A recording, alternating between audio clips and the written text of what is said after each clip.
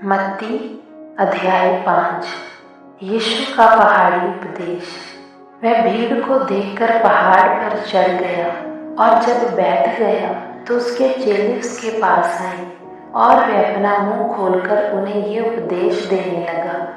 धन्य वचन, धन्य है वे जो मन के दीन हैं, क्योंकि स्वर्ग का राज्य उन्हीं का है। धन्य है वे जो शोक करते हैं, क्योंकि वे शांति पाएंगे।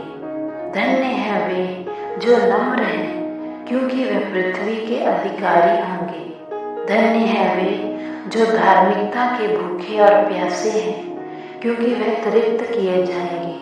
धन्य है वे जो दयावंत हैं, क्योंकि उन पर दया की जाएगी। धन्य है वे जिनके मन शुद्ध हैं, क्योंकि वे परमेश्वर को देखेंगे। धन्य है वे जो मेल कराने वाले हैं, क्योंकि वे परमेश्वर के पुत्र कहलाएंगे।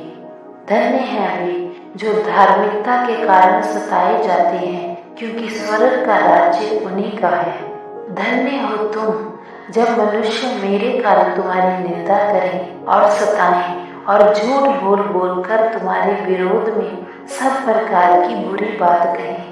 तब आनंदित और मगन होना, क्योंकि तुम्हारे लिए स्वर्ग में बड़ा फल है, इसीलिए कि उन्होंने उन भविष्यद्वक्ताओं को जो तुमसे पहले थे इसी रीति से सताया था। नमक और ज्योति। तुम पृथ्वी के नमक हो, परंतु यदि नमक का स्वाद बिगड़ जाए तो वह फिर किस वस्तु से नमकीन किया जाएगा? फिर वह किसी काम का नहीं, केवल इसके कि बाहर फेंका जाए और मनुष्यों के पैरों तले रौंदा जाए। तुम जगत की ज्योति हो। जो नगर पहाड़ पर बसा हुआ है वह छिप नहीं सकता, और लोग दिया जलाकर पैमाने के नीचे नहीं परंतु दीवट पर रखते हैं, तब उससे घर के सब लोगों को प्रकाश पहुंचता है। उसी प्रकार तुम्हारा उजियाला मनुष्यों के सामने चमके, कि वह तुम्हारे भले कामों को देखकर तुम्हारे पिता की जो स्वर्ग में है बढ़ाई करे। व्यवस्था की शिक्षा। ये न समझो कि मैं व्यवस्था या भविष्यद्वक्ताओं की पुस्तकों को लोप करने आया हूँ। लोप करने नहीं, परंतु पूरा करने आया हूँ। क्योंकि मैं तुमसे सच कहता हूँ कि जब तक आकाश और पृथ्वी टल न जाए तब तक व्यवस्था से एक मात्रा या एक बिंदु भी पूरा हुए बिना नहीं टलेगा। इसलिए जो कोई इन छोटी से छोटी आज्ञाओं में से किसी एक को तोड़े और वैसा ही लोगों को सिखाए, वह स्वर्ग के राज्य में सबसे छोटा कहलाएगा। परंतु जो कोई उन आज्ञाओं का पालन करेगा और उन्हें सिखाएगा, वही स्वर्ग के राज्य में महान कहलाएगा। क्योंकि मैं तुमसे कहता हूँ कि यदि तुम्हारी धार्मिकता शास्त्रियों और फरीसियों की धार्मिकता से बढ़कर ना हो तो तुम स्वर्ग के राज्य में कभी प्रवेश करने ना पाओगे। क्रोध और हत्या।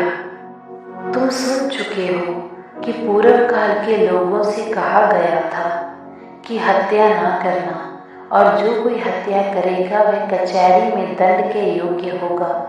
परंतु मैं तुमसे ये कहता हूँ कि जो कोई अपने भाई पर क्रोध करेगा वह कचहरी में दंड के योग्य होगा, और जो कोई अपने भाई को निकम्मा कहेगा वह महासभा में दंड के योग्य होगा, और जो कोई कहे अरे मूर्ख, वह नरक की आग के दंड के योग्य होगा। इसीलिए यदि तू अपनी भेंट वेदी पर लाए और वहां तू स्मरण करे कि तेरे भाई के मन में तेरे लिए कुछ विरोध है, तो अपनी भेंट वहीं वेदी के सामने छोड़ दे और जाकर पहले अपने भाई से मेल मिलाप कर और तब आकर अपनी भेंट चढ़ा। जब तू अपने मुद्दई के साथ मार्ग ही में है, उससे झटपट मेल मिलाप कर ले। कहीं ऐसा न हो कि मुद्दई तुझे हाकिम को सौंपे और हाकिम तुझे सिपाही को सौंप दे और तू बंदी गृह में डाल दिया जाए। मैं तुझसे सच कहता हूँ कि जब तक तू कौड़ी कौड़ी भर ना दे तब तक वहां से छूटने ना पाएगा। व्यभिचार। तुम सुन चुके हो कि कहा गया था व्यभिचार ना करना, परंतु मैं तुमसे ये कहता हूँ, जो कोई किसी स्त्री पर कुदृष्टि डाले, वह अपने मन में उससे व्यभिचार कर चुका।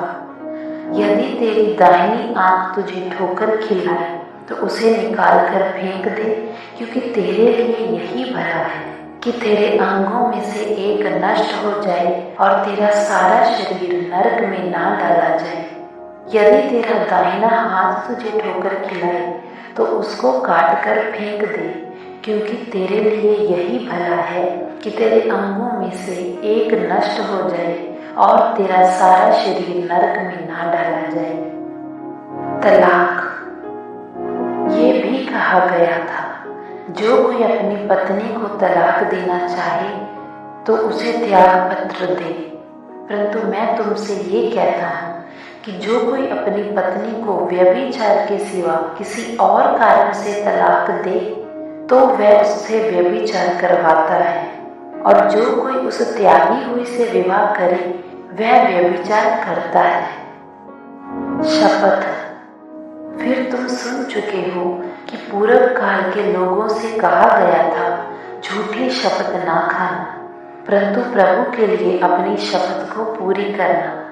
परंतु मैं तुमसे ये कहता हूँ कि कभी शपथ ना खाना, ना तो स्वर्ग की, क्योंकि वह परमेश्वर का सिंहासन है, ना धरती की, क्योंकि वह उसके पाँव की चौकी है, ना यरूशलेम की, क्योंकि वह महाराजा का नगर है।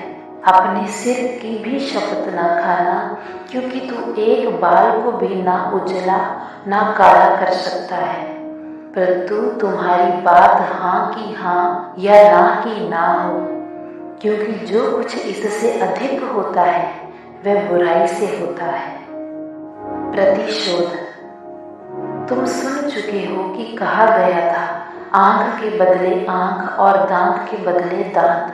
परंतु मैं तुमसे ये कहता हूँ कि बुरे का सामना न करना, परंतु जो कोई तेरे दाहिने गाल पर थप्पड़ मारे उसकी ओर दूसरा भी फेर दे।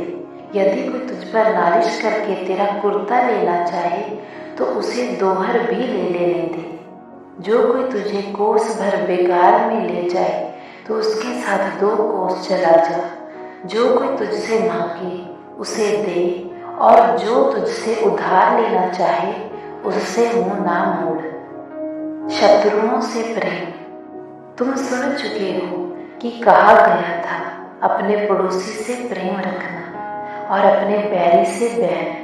परंतु मैं तुमसे ये कहता हूँ कि अपने बैरियों से प्रेम रखो और अपने सताने वालों के लिए प्रार्थना करो, जिससे तुम अपने स्वर्गीय पिता की संतान ठहरोगे, क्योंकि वह भले और बुरे दोनों पर अपना सूर्य उदय करता है और धर्मी और अधर्मी दोनों पर मेघ बरसाता है।